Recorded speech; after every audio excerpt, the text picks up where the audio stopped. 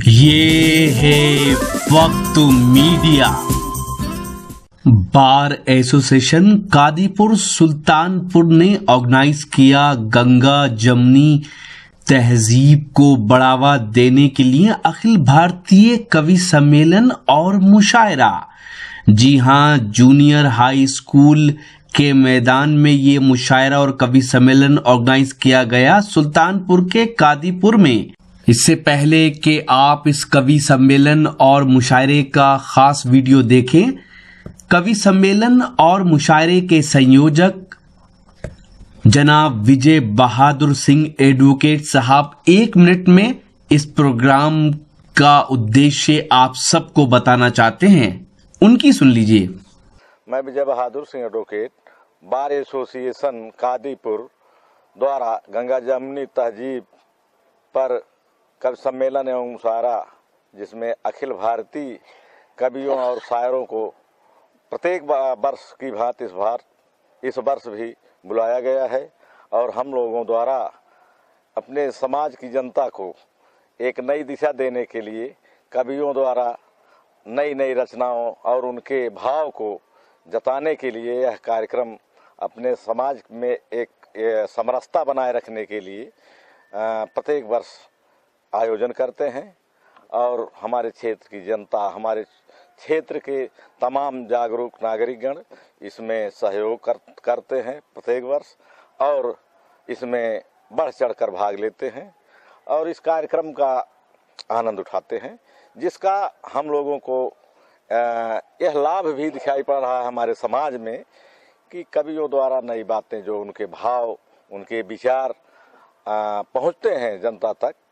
और चूँकि कोई भाषण से जो बात जनता तक पहुंचती है, एक गीत या कविता इस माध्यम से जब पहुंचाई जाती है तो जनता की समझ में ये बातें बखूबी आती हैं और उसका अनुपालन करते हैं। यही हम लोगों का उद्देश्य है, लक्ष्य है। शुक्रगुजार हूँ। मुझे एक बात याद आती है कि एक बार बंबई में मुशायरा हो रहा था। मजरू सुल्तानपुरी साहब उस मुशायरे की सदारत कर रहे थे। तो मेरे जैसे किसी छोटे शायर ने मजरू साहब से कहा कि हजरत, अगर हम जैसे छोटे शायरों के कलाम पर, हम जैसे छोटे शायरों के किसी शेर पर आप अगर हाथ उठा के यूं दाद दे दें तो हमारी भी जिंदगी बन जाएगी। तो मजरू साहब ने बहुत ऐतिहासिक, बड़ा तारीख साज जवाब दिया। उन्होंने कहा कि बेटे, दाद यूं ही नहीं मिलती, चौंकाओ तो दाद पाओ। अगर दाद लेनी है तो चौंकाओ। मैं एक मतला पढ़ना चाहता हूं खुर्शीद भाई, आप सबको गवाह बना के एक मतला पढ़ना चाहता हूं और आपसे गुजारिश करता हूं कि अगर चौंक जाएं तो मुझे अपनी दुआओं से नवाज दीजिएगा। मैं एक मतला पढ़ता हूं खास तौर से। आज फिर चाय की मेज पर, ये शफीक तुम्हारी वजह से ही कर रहा हूं, क्योंकि तुम जो है कुछ नया काम कर रहे हो तो जाहिर है तुम लोग कहते हो कि बहुत दिनों से आपने तरन्नुम में पढ़ना बंद कर दिया है। मैं सोच रहा हूं कि 2-3 शेर मैं भी पढ़ूं ताकि इन कोयल के अंडे खाने वालों में मेरा भी नाम का शुमार हो जाए। हाँ, मैं पढ़ता हूं। आज फिर चाय की मेज पर एक हसरत बिछी रह गई। आज फिर चाय की मेज पर एक हसरत बिछी रह गई। प्यालियों ने तो लब छू लिए, केतली देखती रह गई।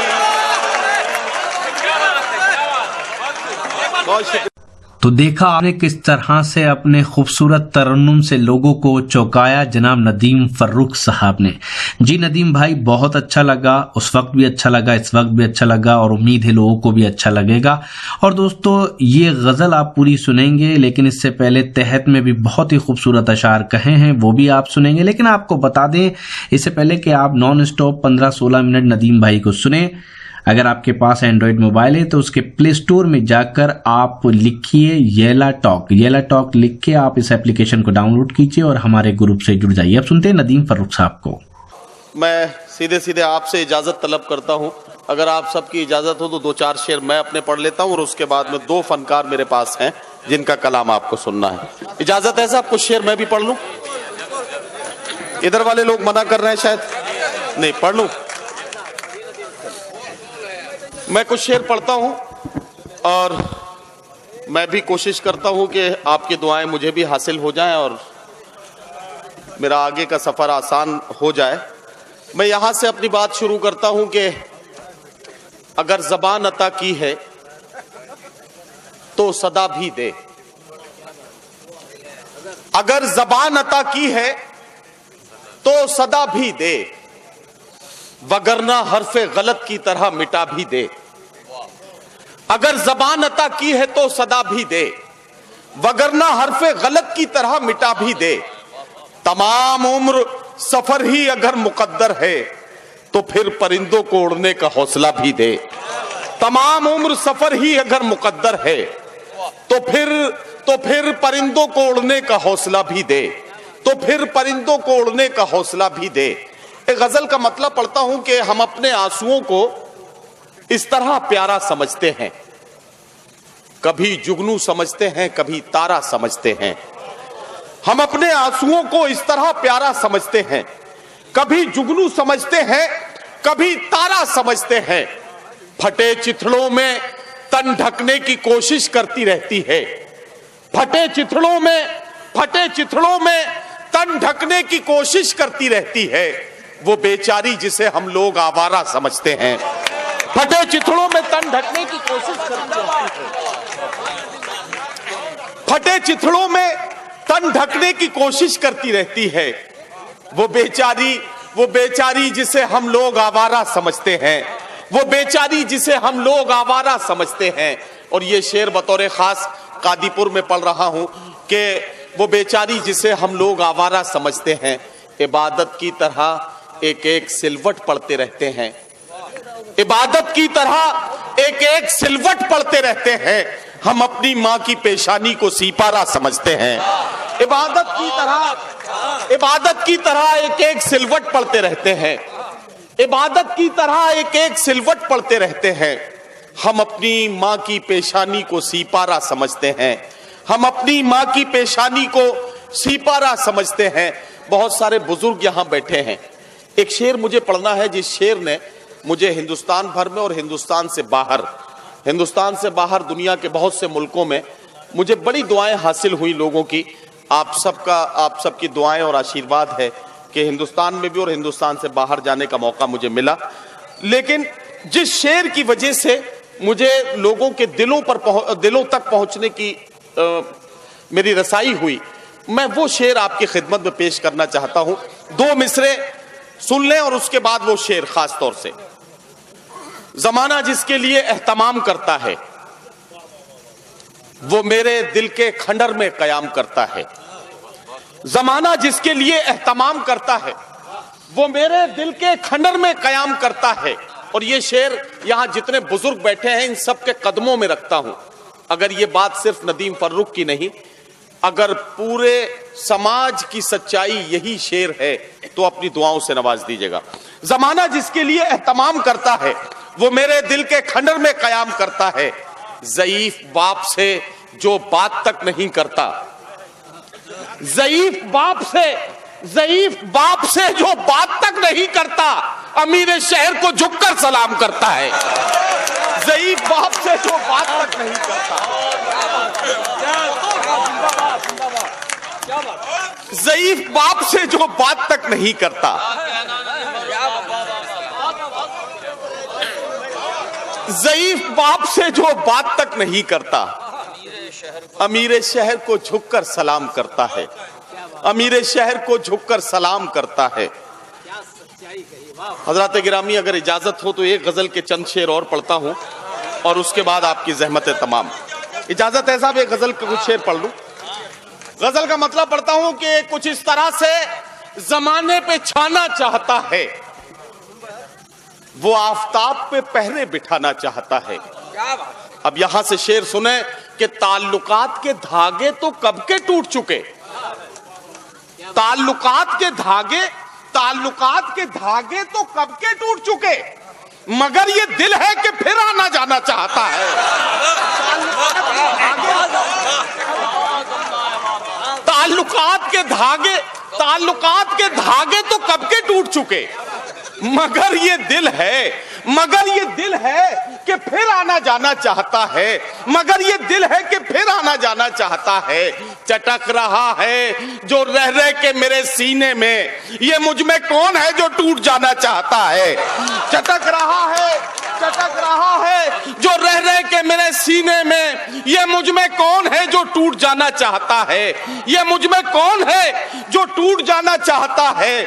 जो कतरा कतरा इकट्ठा हुआ था आंखों में, जो कतरा कतरा इकट्ठा हुआ था आंखों में, वो खून अब मेरी पलकों पे आना चाहता है। वो खून अब मेरी पलकों पे आना चाहता है। अमीर शहर तेरी बंदिशें माज़ अल्लाह, फकीर अब तेरी बस्ती से जाना चाहता है। अमीर शहर तेरी बंदिशें माज़ अल्लाह, अमीर शहर तेरी बंदिशें माज़ अल्लाह, फकीर अब तेरी बस्ती से जाना चाहता है, फकीर अब तेरी बस्ती से जाना चाहता है। बहुत शुक्रिया हजरात, आपने अभी बहुत टाइम है, मुझ जैसे टूटे फूटे को भी निभा लिया। हाँ, ये आपकी आला ज़र्फी का सबूत है। बहरहाल मैं आपका बहुत शुक्रगुजार हूँ।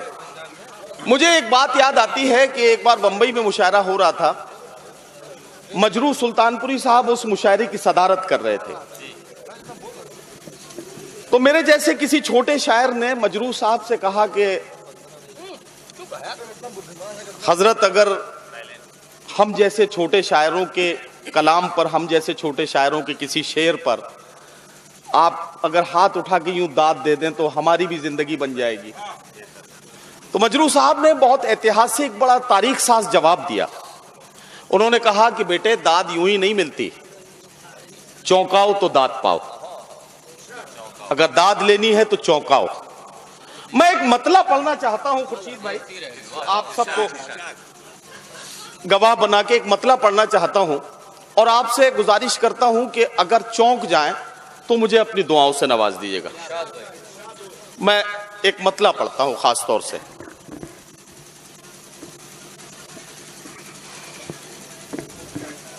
आज फिर चाय की मेज पर, क्या बात, आज फिर चाय की मेज, एक हसरत बिछी रह गई। सुनिए हजरात यहां से। आज फिर चाय की मेज पर, ये शफीक तुम्हारी वजह से ही कर रहा हूं, क्योंकि तुम जो है कुछ नया काम कर रहे हो, तो जाहिर है तुम लोग कहते हो कि बहुत दिनों से आपने तरन्नुम में पढ़ना बंद कर दिया है। मैं सोच रहा हूं कि 2-3 शेर मैं भी पढ़ूं, ताकि इन कोयल के अंडे खाने वालों में मेरा भी नाम का शुमार हो जाए। हाँ, मैं पढ़ता हूं। आज फिर चाय की मेज पर एक हसरत बिछी रह गई।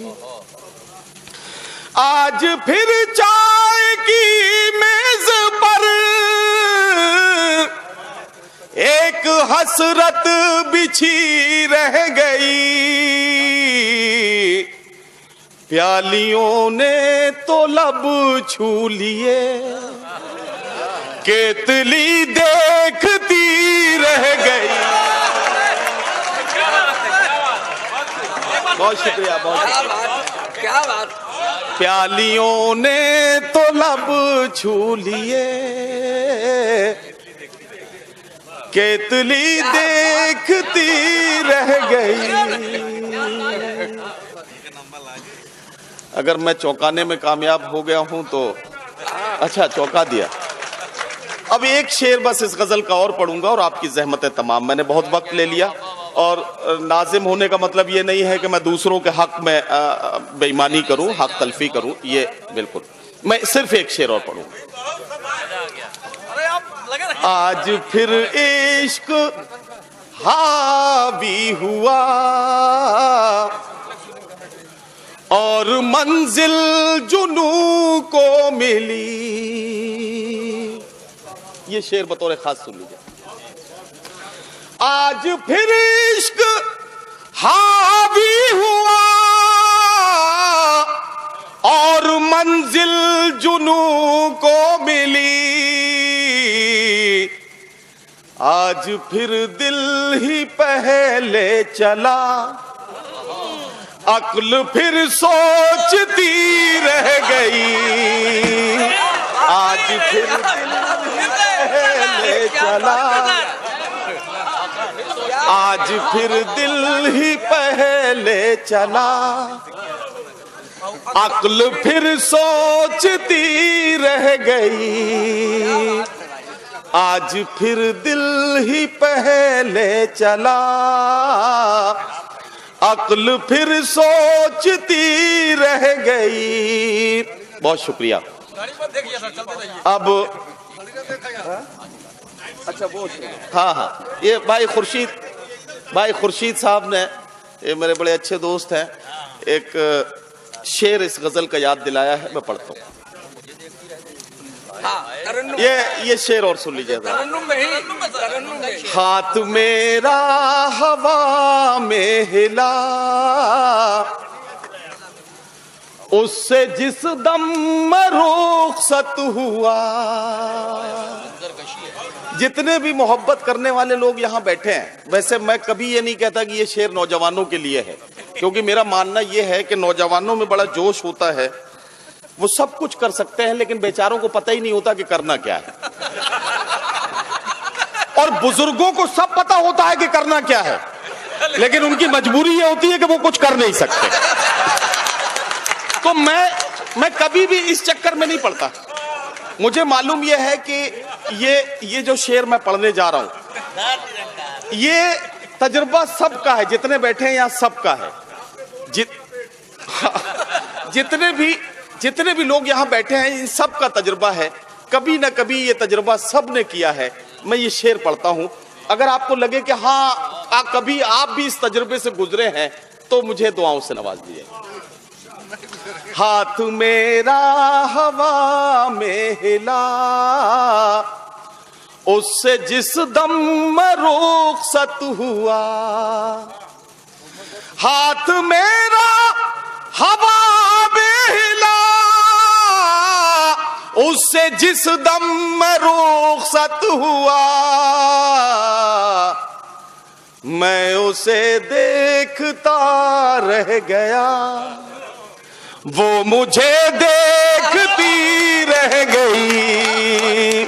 मैं उसे देखता रह गया, वो मुझे देखती रह गई।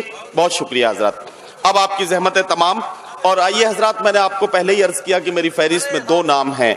इस कवि सम्मेलन और मुशायरे का सफल संचालन किया हिंदुस्तान के मशहूर और मारूफ नाज़िम मुशायरा और शायर जनाब नदीम फर्रुख साहब ने। सबकी इजाजत हो तो मैं बात यह भी कहना चाहता हूं कि चरागों के सफर में दबदबा हो आंधियों का, तो फिर अंजाम जुल्मत के सिवा कुछ भी नहीं है। ये दुनिया नफरतों की आखिरी स्टेज में है, इलाज इसका मोहब्बत के सिवा कुछ भी नहीं है। मैं Abdul Rashid Khan, senior advocate bar association Kadipur, पूर्व अध्यक्ष भी रह चुका हूं। और मुल्क को ऐसे कार्यक्रमों की इस वक्त बहुत ही ज़रूरत है जो गंगा जमुनी की तहजीब के आधार पर, कौमी एकजुटता के आधार पर ये आयोजन किया गया है, जिसमें देश लेवल के अच्छे कवि और शायर इकट्ठा हुए और कम से कम 5000 के ऑडियंस श्रोतागण इसमें उपस्थित आए। अधिवक्ता संघ के हर मेंबर ने इसमें भरपूर सहयोग दिया और ख़ास करके हम अपनी तरफ से, अधिवक्ता संघ की तरफ से, वैसे सीनियर मेंबर भारत एसोसिएशन की तरफ से, हमारे जो आयोजक हैं उनकी तरफ से, सारे अवाम को, सारे कवियों को, सारे शायरों को और ख़ास करके जो हमारे कार्यक्रम को जो वक्त मीडिया को भी बहुत बहुत शुक्रिया अदा करते हैं, जो नोएडा से चलकर इतनी दूर आए और हमारे कार्यक्रम में सम्मिलित हुए। बहुत बहुत शुक्रिया, बहुत बहुत धन्यवाद। तो दोस्तों, जहां हिंदुस्तान में एक दूसरे के खिलाफ नफरत का माहौल बना रहे हैं लोग, लेकिन उत्तर प्रदेश के तारीखी शहर सुल्तानपुर के इस तारीखी तहसील कादीपुर में सुल्तानपुर कादीपुर बार एसोसिएशन ने एक शानदार ऑल इंडिया मुशायरा और कवि सम्मेलन ऑर्गेनाइज करके सबको एकता का पाठ पढ़ाया, मोहब्बत का पैगाम दिया। ये एक वीडियो नहीं है मुशायरे कवि सम्मेलन का, ये पूरा प्रोग्राम आप कुछ दिन बाद हमारी वेबसाइट www.mushairalive.com पर देख सकते हैं। पूरी टीम है वकील हजरात की, जिन्होंने ये शानदार प्रोग्राम ऑर्गेनाइज किया। उम्मीद करता हूं ये प्रोग्राम आपको अच्छा लगा होगा। आप अपना फीडबैक दे सकते हैं। हमारा व्हाट्सएप नंबर है 9996400286। फिर किसी शहर से किसी और मुशायरे या कवि सम्मेलन को आप तक पहुंचाएंगे। कैमरा पर्सन अजीम के साथ शफीक खान, वक्त मीडिया के लिए, कादीपुर, सुल्तानपुर, उत्तर प्रदेश से।